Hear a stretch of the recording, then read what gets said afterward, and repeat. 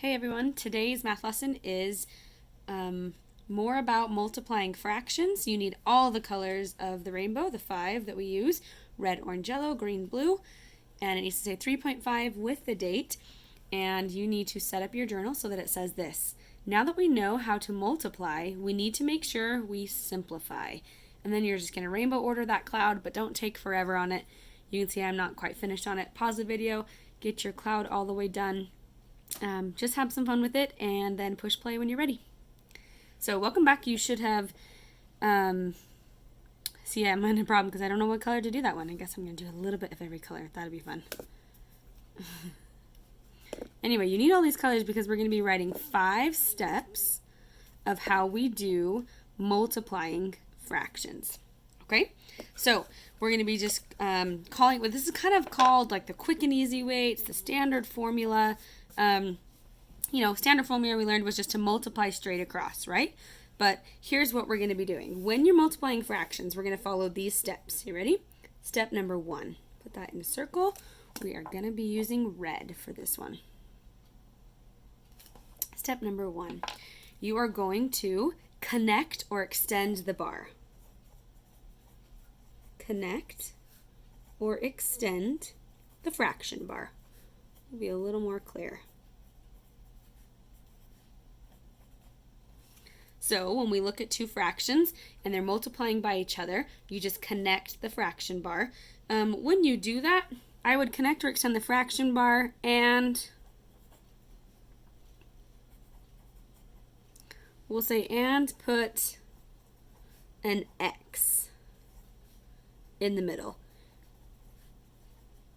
Just so that you remember that you are multiplying. Okay? That's what I would do for step number 1. Step number 2, we're going to write a couple and then we're going to start showing what that looks like. So that was step number 1. Step number 2 is going to be orange. For step number 2, you are going to stop and look for relationships between the top and bottom numbers. So you're going to say stop and look.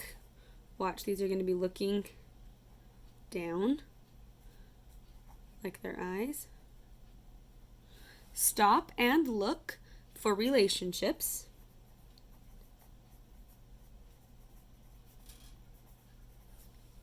between the top and bottom numbers.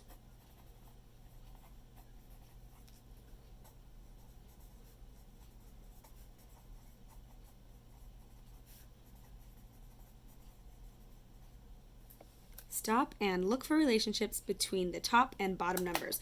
Let's use our orange. We're just going to outline the word look. So remember that.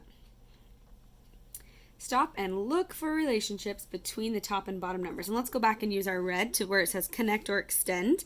We're just going to underline that in red. Then number 2, stop and look for relationships between the top and bottom numbers.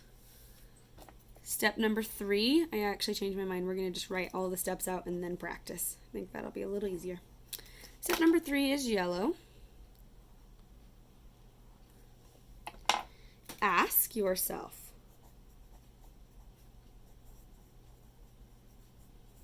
So you're going to put this in a quotation marks because you're going to ask yourself this question. Can I divide these numbers by the same factor?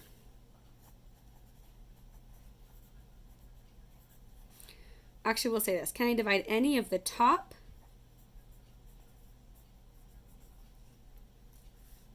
numbers? You can abbreviate numbers this time. Can I divide any of the top numbers and the bottom numbers by the same factor?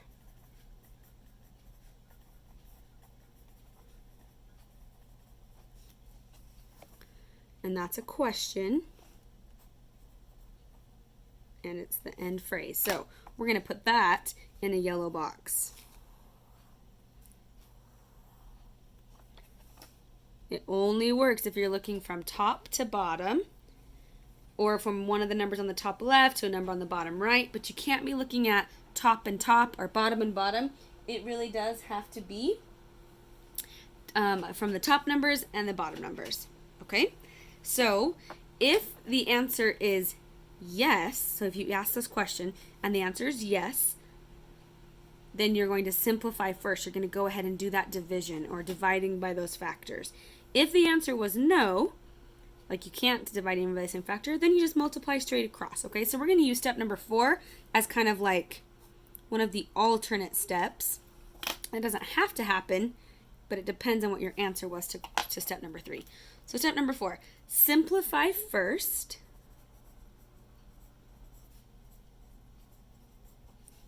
If you can.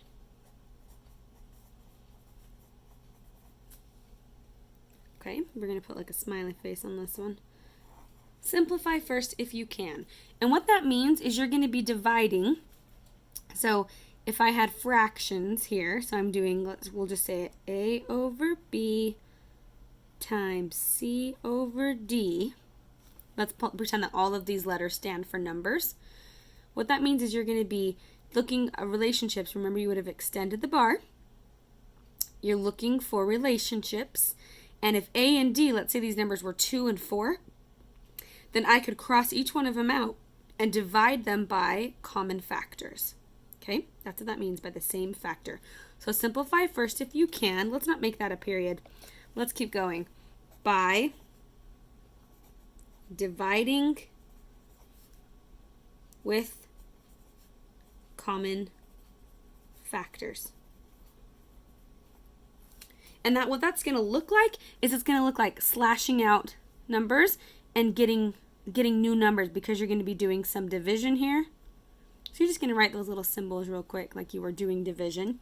You'll see with real numbers how that works in just a minute. But let's go ahead and do that smiley face in green. And then I want you to kind of slash out those numbers in green, showing that you're changing them, and then you would multiply the new numbers, okay, versus what you had to begin with. And then step number 5 is easy. You multiply straight across. After you have simplified, you're going to multiply straight across. I'm sorry, I'm actually going to move that number 5 down one more. Give me some more space. Okay, step number 5. Multiply straight across. Now, if you didn't simplify first, like if you didn't do number 4, then when you get to the end, you might have to be doing some simplifying when you get to the end. But what's really cool about step number 5 is if you simplified first, as in step number 4 says, then you don't even have to worry about it when you get to the end. It usually just works out. So you're just going to multiply straight across the numerators and the denominators, and it's going to give you a fraction. Okay? So now that we've written all 5 of those steps, I know that seems a little complicated without using an example. Let's go ahead and spend the next couple minutes doing some examples down here. Okay? So the first problem we're going to do is 2/3 times 9/11. So it looks like this. Maybe we ought to draw like a, I don't know, like I'm going to do like a rainbow wave underneath all the colors to separate out the fact that I'm now doing examples. Okay, here we go. Here are some examples. Again, the fraction is 2/3. Use the blue lines as the fraction line. Do the dot for times 9/11. So we would know how to model this in a number line, with bar models, with an area model. But what I want to do now is just to do the standard algorithm. I just want you to find the answer. Okay, I'm not asking to model it. If I was asking to model it, you would use previous journal pages or videos to help. But I'm just asking you to solve this. So we do step 1. Connect or extend the fraction bar and put an X in the middle. So connect, down here, put an X in the middle. That's step 1. Step 2. Stop and look for relationships between the top and bottom numbers. So I look at the 2, and I'm going to ignore the 9 right now because I'm just looking with this top number and those bottom numbers. Is there anything that 2 and 3 can be divided by other than 1? I know they can all be divided by 1. I don't want to waste my lead for that. So the answer is no. There's no common factor between 2 and 3 except for 1. So I go, nope. Well, let's try this top one with that bottom one. So you have to check the tops with both the bottoms. Okay? So 2 doesn't work with 3 and 2 doesn't work with 11. So I move on. Cover up the 2. Now I check for the 9. 9 and 3. Ooh, those do have a common factor. What could I divide 9 and 3 by? So I'm on step 3, asking yourself, can I divide any of the top numbers and the bottom numbers by the same factor? Yes. I can divide 9 and 3 by 3. So I go like this. I do the little slashing. I go, maybe we should do it with green, right? Simplify first. So I take the 9, and I'm going to write, so slash it with green, and then write divided by 3. And then I take the 3, slash it, and I have to do divided by 3. So now I need to solve that. 9 divided by 3 was, what's the new number? 3. So, wiki. That's finding an equivalent fraction. Wiki. But I'm just going to circle the number that I have now. Okay, this is still part of simplifying first. The new number is 3. What's the new number down here? What is 3 divided by 3? It's 1. So I circle the number I'm working with. And now I check. 9 is not there anymore. It's a 3. So does 3 have anything to do with 11? Nope. So I'm done because I already checked diagonally. And now I checked right there. So these are the numbers I'm dealing with. Circle them. Ready? Maybe we need to add that step on the green. I think we should. So 2 and 3 are on top. 1 and 11 are on bottom. Let's come up here to step number 4. Let's make sure we add this. Simplify first if you can by dividing with common factors. And we're going to write right here. Circle what you now have.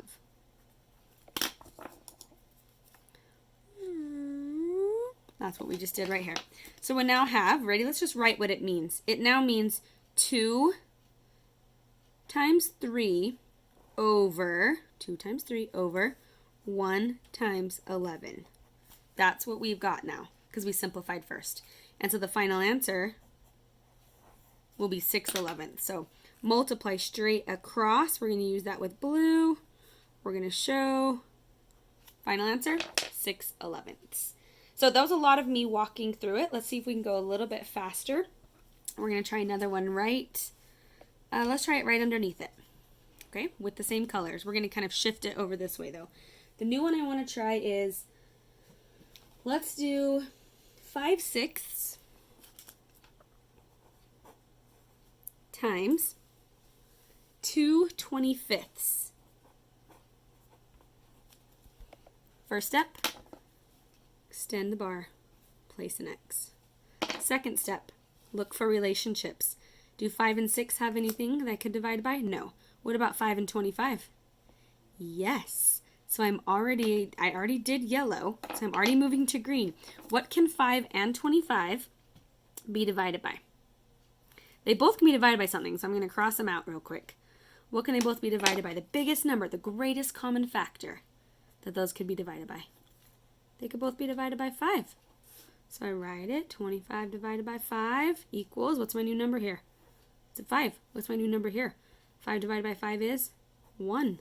It doesn't matter where you write it, just circle it so that you know that's what you're dealing with.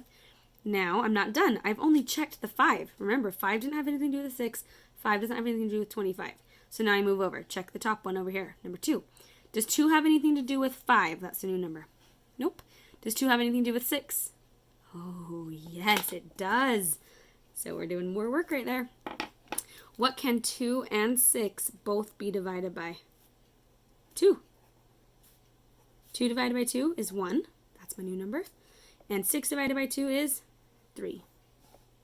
So here are all of my new numbers. You ready? I have a 1 and a 1, a 3, and a 5.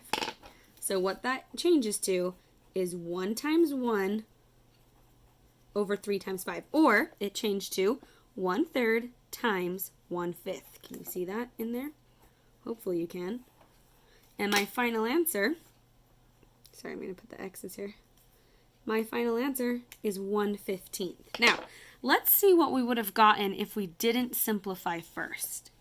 Okay? If we would have simplified this first, let's just see. 5 times 2 is 10. I'll just write it right here. 6 times 25, whew, that seems hard. But I can do it because I know quarters, like counting money. Remember, they're 25 cents. So how much would I have if I had 6 quarters? Well, 4 quarters make $1 or 100 cents. So 100 is 4. And then I have 2 more. So $1.50 or 150. So I would have gotten this, 10 150ths. Then I would have had to simplify. What can you divide both of those by? 10. 10 divided by 10 is 1. 150 divided by 10, you just take off a 0, so it's 15. And ta-da! I got the same answer, 1/15. So you can simplify after, but you're going to get some really big numbers. This one just happened to be easy because it's tens and ends with 0, but they're not always like that. It would be a lot more difficult. So I want you to practice this way today of simplifying first. All right, that is the end of journal page number 1. So we're going to leave our steps out and move them to the side. And I want you to go find page 95 in your workbook. At the top of it, it says simplify and multiply fractions. I have a fun video to show you when we come back. Actually, I might wait to show it to you till you meet with me. It's a pretty cool video, so I'll wait to show you. Sorry to spoil that. But it says simplify and multiply fractions. So see you in the next video where we'll work on this page together.